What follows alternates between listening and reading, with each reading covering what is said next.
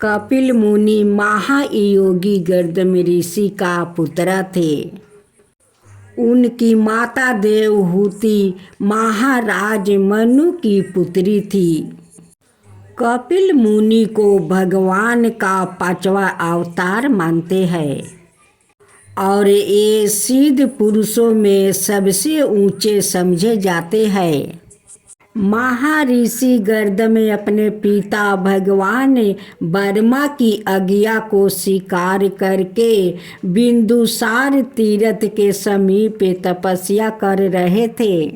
सभी आदिराज मनु इनके आश्रम पधारे और अपनी कन्या देवहूति का इनके साथ विवाह कर दिया। ऋषि तो गृहस्थ जीवन से विरत थे, वो तपस्या में लग गए। राजकुमारी देवहूति तन मन से पति की सेवा में जुट गई। वन में से समिधाए कुश फल और जल लाती थी और आश्रम को स्वच्छ रखती थी। वो भी अपने पति की तरह भगवा वस्तु धारण कर रही थी। उनके बाल जो एक समय सुगंधित तेल से सने रहते थे, अब जटाओं के रूप में बदल गए थे। शर्म और कष्ट से वो बहुत दुबल हो गई थी, किंतु फिर भी बड़ी प्रसन्नता से निरंतर पति की सेवा में लगी रहती थी। एक दिन महर्षि का ध्यान अपनी पत्नी की सेवा पर गया। वो बहुत पसंद हुआ। देवहूति की यह इच्छा थी कि उनके संतान हो। महर्षि ने अपने तपोबल से वहाँ सुंदर भवन बनाया। सैकड़ों दास दासियों राजसी वस्तु रत्न आभूषण पहने और सभी दूसरी वस्तुएं उत्पन्न कर दी। इस प्रकार गृहस्थ जीवन में बहुत बरस बीत गए। उनके 9 पुत्रियां हुई। ये भी सब ऊंचे कोटि का ऋषियों से ब्याही गई थी।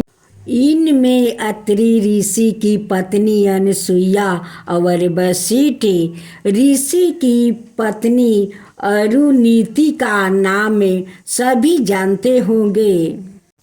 कर्दम ऋषि का हृदय में पूर्ण वैराग्य उत्पन्न हो रहा था। वो विषय भोगों में इस प्रकार अपना जीवन नष्ट नहीं करना चाहते थे। देवहूति का कोई पुत्र ना होने से वो बहुत दुखी थी। ऋषि ने उनके दुखों को पहचान कर कहा, भरदे व्याकुल मत हो, तुम्हारे गर्भ से परम पुरुष प्रकट होने वाले हैं। वो तुम्हें तत्व ज्ञान का उपदेश करेंगे।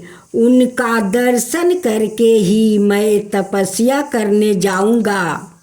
जब कपिल अपनी माता का गर्भ से उत्पन्न हुए, उस समय आकाश में अनेक प्रकार के बाजा बाजने लगे। गंधर्व नाचने लगे, अप्सराएं गीत गाने लगी और देवता पुष्प वर्षा करने लगे। उस समय ब्रह्मा प्रकट हुए।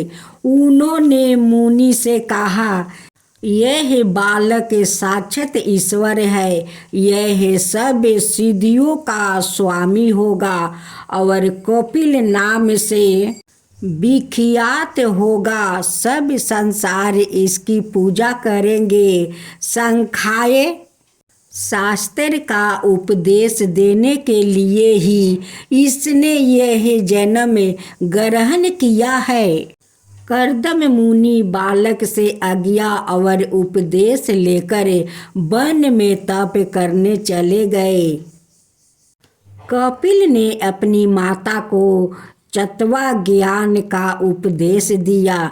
फिर छोटी अवस्था में ही माता से आज्ञा लेकर वो समुंदर के किनारे तपस्या करने चले गए।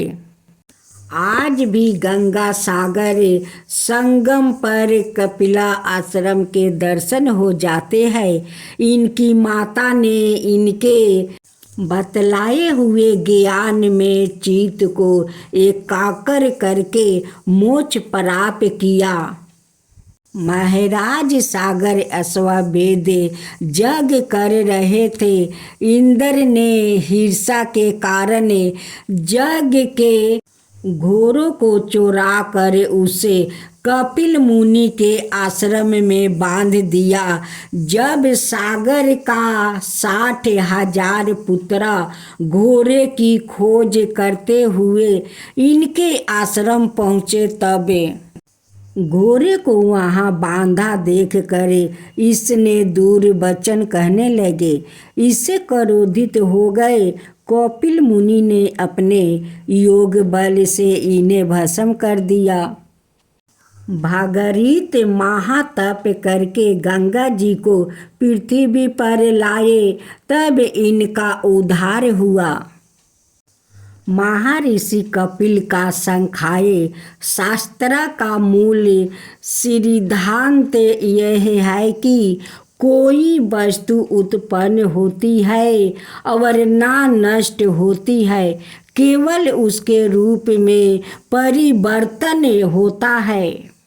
किसी वस्तु के प्रकट होने पर हम उसे देख सकते हैं और उसके विलीन होने पर पछताते हैं। उन्होंने कुल 25 पदार्थ निश्चित किया है, जिसने मिलकर संसार की सब रचनाएं हुए हैं।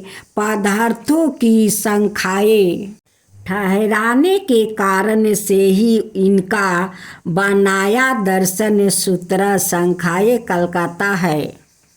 इन्होंने 3 प्रमाण माने हैं। पहला प्रत्यक्ष प्रमाण है, जिसका अनुभव हमें इंद्रियों द्वारा होता है। दूसरा अनुमान है, जैसे हम धूम से अग्नि का अनुमान करते हैं।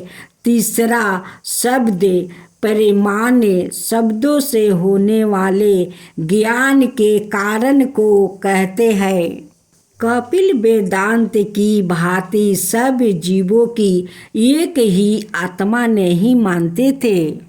वो कहते थे कि यदि ऐसा हो तो राम को सुख होने पर शाम को भी उसका अनुभव होना चाहिए। वो मानते थे कि जिस प्रकार चुमुक की इच्छा ना होते हुए भी लोहा उसकी ओर खींच ले आती है, उसी प्रकार ईश्वर अथवा आत्मा किसी की इच्छा ना होते हुए भी इस दृष्टि की रचना हो गई है। कुछ उनका मत वेद उनके पर भी वेदों की प्रधानता को उन्होंने स्वीकार किया है। उनके मत से सब अंतःकरण प्रकृति में लीन हो जाता है, तब जाकर पुरुष मुक्ति पाता है। जो ऐश्वर्य के मद में उन्मत्त हो, जो भूखे से पीड़ित हो, जो कमी है, जो अहंकार से मूढ़ हो रहा है, ऐसे मनुष्यों को ज्ञान नहीं हो सकता। दुष्ट के पास लक्ष्मी हो तो वो लोक का नाश करने वाली होती है। जैसे दूध सांपों को विष को बढ़ाता है, वैसे ही दुष्ट की लक्ष्मी उसकी दुष्टता को बढ़ाती है। निष्काम धर्म, निर्मल मन, भक्ति, ज्ञान, वैराग्य, योग और आत्मा समाधि द्वारा धीरे धीरे पुरुष का अंतःकरण प्रकृति लीन हो जाता है और वो परमानंद पाता है।